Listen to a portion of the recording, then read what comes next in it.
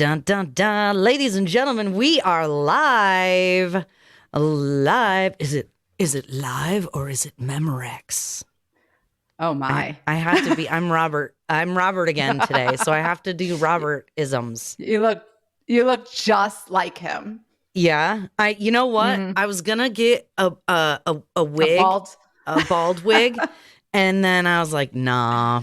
The Everybody then might really think much better. Thank you very much. Much Thank better. you very much, ladies and gentlemen. On sale now at generallyirritable.com. It isn't actually a metal patch. I love it. Yes. Yes. Okay. So, Lori, we are going to have Grammy award-winning Kaya Jones with us this evening. I know. How exciting. I'm really excited. I think this is going to be a fun conversation. I'm really pumped. Okay, so hold on. She's texting me right now. 7:10 is perfect. You guys, she's going to be with us at 7:10. So you got to start talking. All right. Speed it up here, honey. We got things to talk about. So she's going to be coming on the show tonight. We're going to be talking about her radical transformation. Her now, well, I guess maybe not radical transformation, because it sounds like she grew up, in a Christian home, and so it's more like a return to her faith. So I'm excited to hear about that, and her evangelism and what she's got going on. And gosh, you guys, I got a little tickle in my throat. Oh no, this is gonna be a long show if you have a tickle in your throat already. Yeah. Well, I got all excited when we were talking about the United Healthcare assassin before we went oh my gosh. on air. Okay. Yeah, we need to talk about that because that is crazy. Allegedly, crazy. Allegedly, they have found the killer, Luigi Mangione. Yes. They're claiming in McDonald's eating a hash brown. Apparently, I don't know. That's what I heard. If that's going to be your last meal, I mean, it's not so bad. Here's the thing. So he's claiming that the bag of evidence, a bunch of money and a gun and other stuff, was planted on him by the police. What do you think? Okay, I don't buy it. I don't know. Here's why I'm thinking I'm not sure. Now, I don't know if Lord Redic can bring up the side-by-sides. Probably not. This is a last-minute plan, you guys. I didn't plan this, but they showed a picture. We've got the picture from the coffee shop where he's flirting with the girl, allegedly. No unibrow. Right. Okay? But if you bring up that guy's mugshot, hold on, let me look it up. Mugshot Luigi. This is crazy. Mangione. Well, I got to tell you, while you're doing that, I saw pictures of him right when they thought they found him, and there were like 4 in a row on Instagram. And I was like, oh my God, Batman. He was hot. He had like this abdominal muscles. He had like a total 6-pack. Actually, he probably had 8, but who was counting? And I was like, oh my God, I'm attracted to a murderer. Okay, I cannot even Dr. believe this. Fineman. This is how it starts. Okay, so the diary of the woman who falls in love and like marries a guy in prison. Now you understand it. Yeah, I know I don't, but because as soon as I realized that this might be a murder, I'm like, yeah, peace out. You can keep your abs. Yeah. I'm not into this. But oh my gosh, I was like, wow. Here it is. His Ivy League. Yeah, here he is, ladies and gentlemen. Look at that. That looks like a unibrow to me. Well, I don't know. I mean, that's not a unibrow. There's not a lot of room there, but it's not a unibrow. I'm just saying. He needs a waxing. That looks pretty unibrowy. He needs a waxing. Let's look closer. I don't know. I'm just saying he looked a lot more clean. A lot more in that clean. picture. I'm telling you, he was like 8. He had a 6-pack going on. So maybe it's not. I don't know. This is what I'm saying. Allegedly, and I was talking to friends of mine, and we all had our hypotheses about what his motive was. Right. So I know everyone's. Ooh, well, and you heard Oh, sorry. And you were saying you heard, right? He's from a hot, like his family was in medical hospital, whatever. Like, he's from like Penn, I think, summa right? I mean, you're cum, going to throw whatever away the an Ivy heck. League education to murder Yeah, like somebody some big deal. on a let's save the world from, the bureaucracy and the rich people and this is ridiculous. I think clinically speaking, I don't know if something snapped for him or not. I mean, that's as clinical as I'm going to get, but it is a bizarre story. And I want to see as more unfolds what we're dealing with here. Yeah. Well, and I was incredulous that it was the right person. And I was like, yeah, sure, I would believe that the cops planted some evidence. But then when I heard his background, I was like, ooh, this sounds like one of those millennials gone wild kind of thing where, they're like, they grow up really well-to-do. They have everything that they need and they throw it all away. Well, and that's what I was going to say. I mean, look at what's happening on all the university campuses at the elite institutions. These are some of the wealthiest institutions that there are. And so it just goes to show you, I mean, it's you try to do for your children and it's going to backfire on you. So you might as well treat them like shit to begin with. I'm just kidding. You might as well, right? Well, speaking of treating people like crap to begin with, Benjamin, make sure you mark that timestamp because, we don't have to bleep for the radio show anymore. Oh, does that mean we can cuss now? No, no, you can still get deboosted for cussing.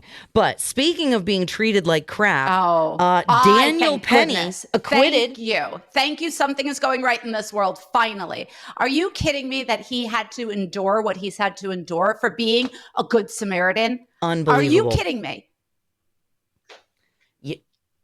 Did you hear the speeches being given by BLM people outside of his outside of the courthouse? They're like, oh, this is just like Jim Crow and the white man's allowed to kill the black man. And I was like, bro. Yeah. Y'all are doing too much. It's very clear that this man, you know what I didn't know, something that I learned out of this case, Lori, was that apparently the first responders, whoever showed up to the scene, the young man, Jordan, was not deceased when they arrived, but they did not want to give him CPR because they did not want to get a disease. Kidding me. I did not hear that. No. So wait, no. Why weren't and technically, they on trial? just so people know, that's a great question. That is a great question. But probably because they were not white. I don't know. If they were white, they probably would have gotten in trouble too. I'm just guessing. Maybe they'll try them next. Just mind-blowing to me. I don't care what color anybody is. I don't care how much money you have or don't have. If somebody is on a subway and they are seeing a criminal act being performed, right, and they want to step in because other people's lives are in danger, that should excuse them if he wasn't being completely aggressive, right, and just ripping the guy's face out, and he was just putting him in a chokehold in order to make sure that everybody else was safe. And by the way, he didn't kill him, apparently. Yes. Right? According to this, he didn't kill him. Exactly. It was the police that didn't kill him. Exactly. So it's just, you have to, it makes you wonder, in this day and age, are we now going to stop seeing these kinds of political witch hunts for things that are obviously self-defense? Hope so. Do you think because I have to tell you, Lori, when they came back and they said that there was like a hung jury or whatever on the first charge, I was like, dude, there is no way if this man gets charged or gets put away, I'm going to riot. I'll join your riot. There you go. There's two of us that are going to riot. But it's like, I sat there and I was like, okay, so you have this jury of people that are just like, normal citizens. I don't know what normal means in this day and age. And you mean to tell me that half of them, or more than one or two. It was not unanimous. There was at least one person on that jury who actually believed he should have been killed. Like he should have been found guilty. Like on what lifetime? Okay, you be the person who he was trying to save. Okay, you sit there and wish that he had jumped in to save your life, and then he puts someone in a chokehold and he gets close to death. And now I want to see you say that was manslaughter. There was a political commentator, far left, Emma Vigeland, who went on air talking about how she's been on the subway and she was getting hit by somebody. And so, because she was willing to sit there and get hit by some crazy homeless person, we all should? Everyone should be, because her safety doesn't matter when that person being a crazy person is more important. Oh. Okay, well, good luck to her then. Yeah, good luck. I hope she'll wear a little sign, so when I'm on the subway with her, I'll know just to bypass her and save somebody else's life. Like, I'm good with that. Please victimize me. Totally, I'm good with that. Please victimize me. I'm good with that. That's what it says. Okay, so we have Miss Kaya Jones joining us. She is backstage. We're going to bring her right in. No delay. Hello. Hi, how are you guys? We are doing fantastic. Yes, how are you? I'm doing so. My father's been in the ICU. I know I've been kind of vocal online about it when it first started, but it's been a very long journey of not so good health. So I came in from the hospital. So bear with me as my mind is, I mean, I'm trying to stay positive and I just trust Hashem.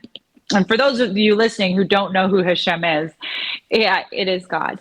And I trust God with all my heart. That is, you know what? I have been the last 3 days, Kaya, I swear, every scripture about worry has come up. Psalm 23, the Lord is my shepherd, all of that has just been, every sermon I've happened to listen to has been about resting in the peace of God.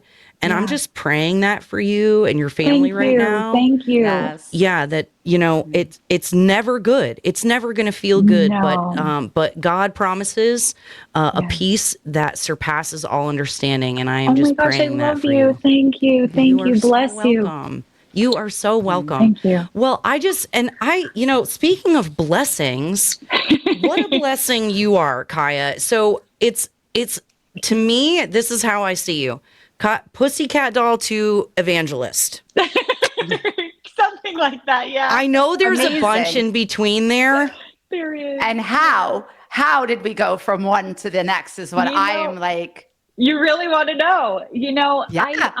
So I've always been, I believe my soul has always been so connected to God and so Jewish at the root of it, because at 12, which is when, a girl or a boy get a bar or a bat mitzvah, I wanted to find God. I wanted to go into a synagogue and start studying. And I have family who's Jewish and family who's Christian. So I had that option and I was searching for him. That's cool. And I was searching for him. And of course, I was really bummed when family was like, no, you study Torah in the synagogue and you study, Jesus in the church. And I was like, but he's still Jewish. Why am I going over there? I was so confused. Mm-hmm. And I remember that night I went to bed and I was crying and I prayed to Adonai. I said, I know that, and I had no idea at the time. I was quoting the Shema. I was quoting Deuteronomy 6:4-9. I said, I know that everything is in you and nothing is apart from you.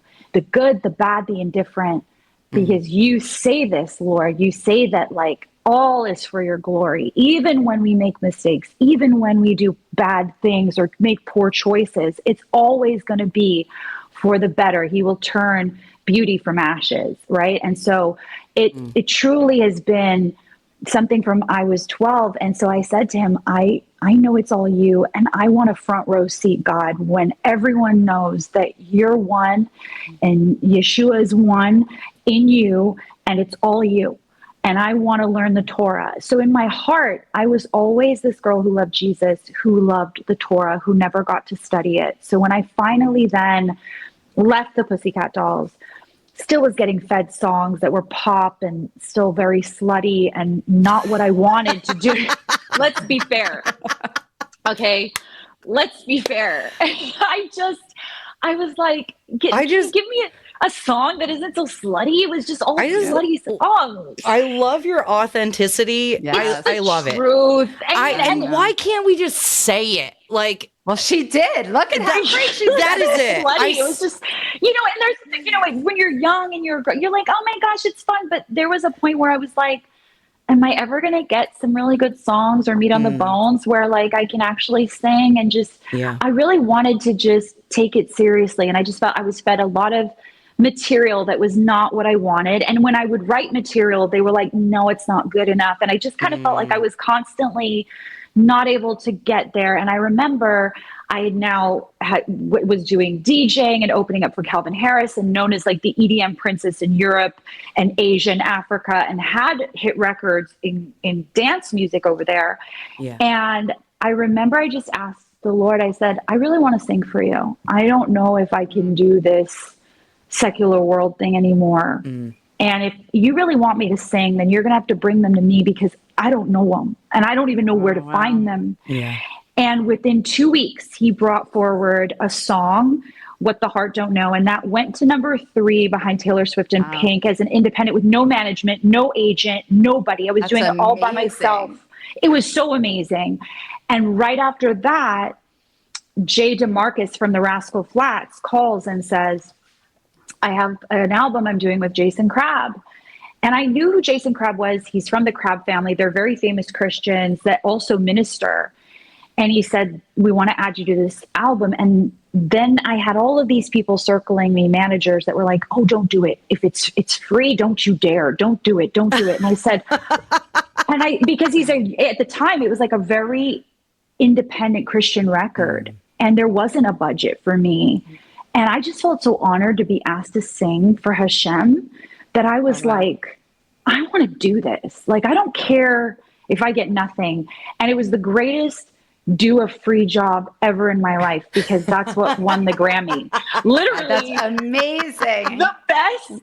That's amazing. And so what I will tell anyone listening is when you don't think it means something, but it means something to you or your people are saying it's not going to work, and that voice, which is God in you, tells you, go for it because you might end up being rewarded in ways. And it literally then opened up a door. And now we're going into 2025. This is the first time I'll be able to release a full gospel album. We worked 3 years on it. And this past 4 years, I was studying the way I wanted to study. I went in, studied with a rabbi, studied in a yeshiva, was able to study the Torah and journey and track with Yeshua. Really, Yeshua was my rabbi because I already loved him. And I already felt like, okay, I want to walk in the obedience of the Father's commands. And so it just, now I feel like I finally, the 12-year-old girl finally got her dream. Yeah. Well, amazing. And that's, I was going to ask you, one of the stories I've heard you tell that I love is how when you were a little girl, you heard Whitney Houston singing the national anthem. And just for the record, I did I Want to Dance with Somebody at karaoke last week, and I crushed it. I want to see that. I want to see that on video. Ben Lord Redic has video of it. I want to say that one right there. Oh my God. That's amazing. Awesome. Love Whitney Houston. So it's almost like that was like the fulfillment. It was like you giving a present back to God. Yeah, well, because it was so the thing is it's a funny story you mentioned because I watched Whitney that night and she was in a tracksuit with a headband. Yeah. And it wasn't like a gown and she was this diva. She opened her mouth and she sang and it was literally like angels came out of her body. It was like, wow. And the authority she had and sweating and just to see a woman in such a powerful way, standing and the whole world, she had them like almost captured. on bated breath, like, hope she hits it, go girl, go. Like, it was so beautiful. You know what I mean? I remember being like, I want to do that. And so every night I went to the foot of my bed and I prayed to Adonai, will you give me a voice? And that happened for 7 years until he really did. No one in my family sings. Everyone on my mother's side is true island Caribbean Jew. You're a lawyer, a doctor, a judge. You get a real job, girlfriend. So when I said I wanted to be, a cantor, a singer, they were like, what? No. So it just was nice that he gave me my dream. I begged him. So that in a way, it really was me requesting and then being able to honor him with my voice that he gave me. That is so cool. Yeah. That is so cool. And one of the other, go ahead, Lori. Well, no, it's okay. I was just going to say, Kaya. I'm going to hog the whole show. You can totally hog the whole show, but I'm going to just step right on your toes anyway. So, Kaya, we didn't get to meet at IAD, but I was so appreciative of everything that you did for Israel Appreciation Day. And it was just so magnificent. And your love for Israel. Before we even go down to the Israel route, which I think is so significant, is what you were saying. I'm a psychologist. And so one of the things that I work with my patients all the time is your authentic self and your little child, right? Your inner child. And what you were saying is exactly what just resonated and what you saw in Whitney Houston. It's like when you're being authentic and you're doing what it is that you love doing and speaks to you, it doesn't matter if you're making money. It doesn't matter if people are trying to cancel you or telling you not to do something out of their own jealousy or what have you. It's when you're true to yourself, that's when the miracles happen, right? And that's when it feels like you can literally take on the world. But when you ignore that voice, nothing seems to kind of work itself out. So I just wanted to make a note of that. And now we can go on to Israel because I'm obsessed with Israel. So Me too. Yeah. So tell me, obviously I understand the whole religious and spiritual path, but like you've been such a voice through this whole since October 7th and even previously. Tell me how, what, when, and why you decided to kind of go in that direction. Well, in the journey of now getting to sing for the Lord. So I always, of course, from the religious side, have a heart for Israel. How can you not? God says Israel almost 3,000 times in the Bible. He will bless those who bless Israel. He will curse those who curse Israel. And I love the God of Israel, the God of Abraham, the God of Isaac, and the God of Jacob. This is where the Torah came from. This is where all religion has been birthed from. And if you love Yeshua, if you're a Christian in this time, you need to fixate your eyes on Israel, because it's very clear if you read the Brit Hadashah, the New Testament, what is to take course. And it is very appalling when I'm watching what's going on. So when the war happened, I think my initial reaction, because I was studying Torah, was, oh my gosh, it's beginning, the birthing pains of the return of the nations, and we need to pay attention. So my mind didn't go to like, war. It went to, we have to help. We have to help right now. It was like urgent. And I don't believe that's self. I believe that's Hashem in me. And we know God is not only outside of us, he's in here too. And we forget that as believers because we are pieces of him. We're not him, but we are pieces of him. And, for me, it was like, I gotta go. And I was offered with a ministry, will you come? And they were bringing trauma relief toys to the children, over 20,000 that pray in Hebrew, in Arabic, and in English, just to calm them. So we would bring things to the different medical facilities. We also assembled about 2,000 kits in country. So we went to all the stores, helping the economy by buying products and then assembling the kits, and then taking them to all of the different places where all of the people, so many people don't understand, like all of the people that were attacked on October 7th, the kibbutzes, the communities, they now don't have homes. They have nowhere to go. Women don't have the pads, the tampons, basic needs. And we forget that discussion. So a lot of that was putting together these care packages with, I was like, can we put in lip gloss? Can we put in socks and hair ties? I love that. The things that I would want as a girl. As a woman. Yeah, exactly. And knowing that these were for the women and the young girls. And we did that. And then when we weren't doing that, we were bringing helmets or what do you call it? The vests. Bullet vests for the soldiers. Yeah. And so we did that. That was the initial trip. And I was supposed to be in country for about 10 days and it was going really well. And they said, can you stay, into January? And I said, yes. Wow. And I told my mom, I said, I found my people, I found my country, I'm not coming back. And she was literally like, what? I said, I don't think you understand. Mom, like I'm walking into, my hotel at 2 a.m. when we finally landed and we're now, checking in. And there's this she had to have been 18, 19. And she has her Bible and she's in the corner and she's, davening, she's praying. And no one bothered her. No one made fun of her. No one made her feel like she wasn't seen. She was in prayer and that's normal there. And I just felt like these are my people because that's me. And I've always felt, when I talk about prayer, people kind of look at me funny, but the Jewish people never have. And I didn't talk to them about Jesus or anything. All I did was sit with them and tell them that I love them and I'm there with them. And because a lot of people were like, did you talk about Jesus? I was like, no, why would I do that in this time? Why would I go into any of those conversations? How we show God is just be present, be a friend, be there for one another.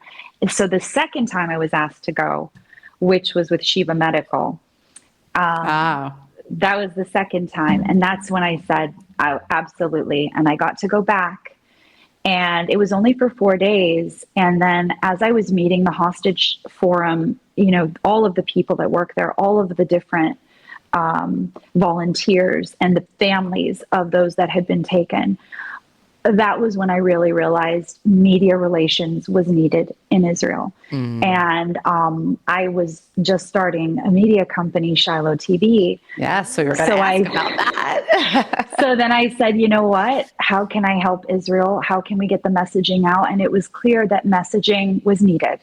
And there was a lack of help. So I definitely felt like I needed to help and stay as long as possible. And I did.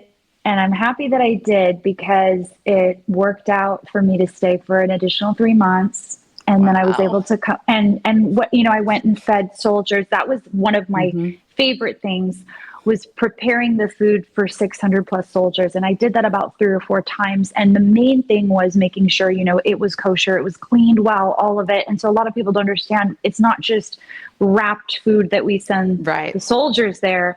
Because they do have believers that are serving, we want to make sure, and also the non-believers, we want to make sure they're healthy. So it was just such an honor to prepare food and to, stand with Israel in this time where the world, I'm just appalled at what I'm seeing in the world. I'm like, are you kidding me? Are you kidding me? Yeah. The crimes against humanity, the crimes against families, the crimes against women, and where are the freedom fighting ladies of America who are supposed to be using our voice? You know what I mean? Like, come on. Where's Me Too? Where is Me Too? Where is any of these people that, normally, and be fair, and I hate to say this, but if it was any other people other than Jews, you would care. Yeah. And that it's how do I saying it right? You're not saying anything that is not 100,000% true. Well, it's obvious. You guys have to remember, okay, Jewish people are too successful. They're white now. So you therefore have white privilege and are the oppressor. And I mean, that's what it comes down to. It is. That is the mindset. This is the 30 years of setting the stage to create this perfect storm, right, of anti-Semitism. And look, anti-Semitism is the one thing that people historically from for 3,000 years can get behind. Jew hatred is a lifelong phenomenon that anybody, it becomes socially appropriate. But you sit here and you're like, in what universe are we accepting this? And by the way, have we not had a model of this called the Holocaust where we learned, have we not learned anything from the Holocaust? Like, I'm sorry, I could go on and I could rant and go crazy about this because I can go off for hours on it. Me too. I have a deep love for Israel. I've been there since the war, and everybody, you cannot go to Israel and walk out of there and come back not a changed person, and B, anti-Semitic or anti-Israel. It is impossible. When you walk into that country, everybody is stepping home. Yeah. And I was on this podcast as a guest once talking about my trip to Israel, but one of the there were so many unbelievable experiences there, and I've been there multiple times, but after the war, it was just bar none the most incredible thing. Horrific. But I remember I had my kids with me, and we were in the city of, we were in Jerusalem in the old city, and we walked out of the church. And as we were walking out of the church in the old city, the Muslim call to prayer was going on at the exact same time. And I said to my kids, do you understand the significance of standing here in Jerusalem, in Israel, while we just walked out of one of the most religiously tied churches to Christianity, and you have the Muslim call to prayer like ringing throughout the city? I mean, can we wrap our heads around it? What is there to hate? Every single group of people belongs right there. It's the holiest city for everyone. Why can we just not accept that this is, it blows my mind. This is a microcosm. If we do not save Israel, we are gone. And people do not understand this. They just don't. So thank you for using your voice to get this messaging out, because I am appalled. I'm sick. I sit there and I post on these social media sites and I'm like, wake up, open your eyes. I mean, even today, there were 5 anti-Semitic acts that I posted on my social media, on my story. I don't know anything about social media, but that's what I do. I just put it on my story over and over again. And my friends are like, you're crazy, you're crazy, you're crazy. And I'm like, let me be crazy, and please let me be wrong. But you got to open your eyes and see what's happening. But you're not wrong. You're not wrong, and you're not crazy. And I think it's an honor right now if we're called to stand with Adonai and his people, which is not just inside of the land, it's also outside of the land, because it's two things. We're a people and we're a place. Yep. And we have to save Israel at all costs, because it's the history alone and the importance of what God has given us is there.